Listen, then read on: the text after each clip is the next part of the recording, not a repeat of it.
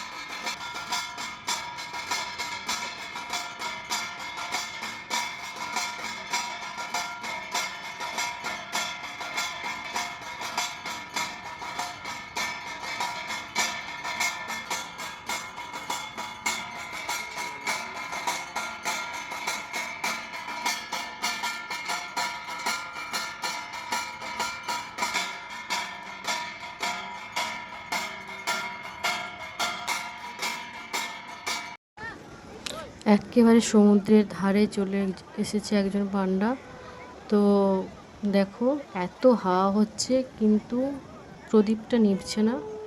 তো এটাই বলে জগন্নাথ ঠাকুরের অশেষ কৃপা।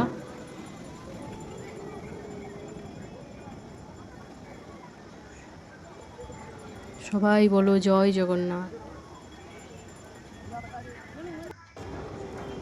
তারপর ওখান থেকে বেরিয়ে এসে আমরা সবাই মিলে ফুচকা খেলাম, আর এই যে স্বর্গধামের চারদিকটা ঘুরে নিচ্ছি।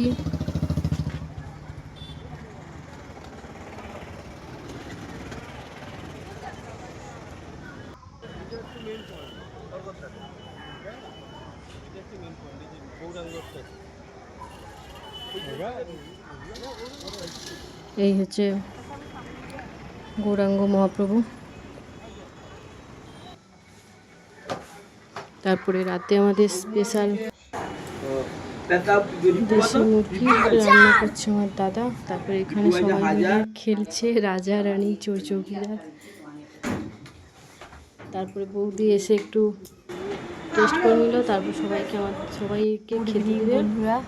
দেখো আমরা তাই একটু বসে আছি, সমুদ্র দেখছি সবাই মিলে। সমুদ্রের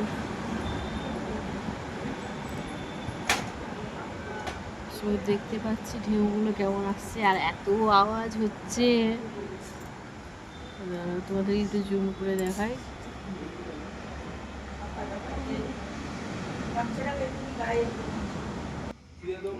সবাই মিলে খেতেও বসে পড়েছি।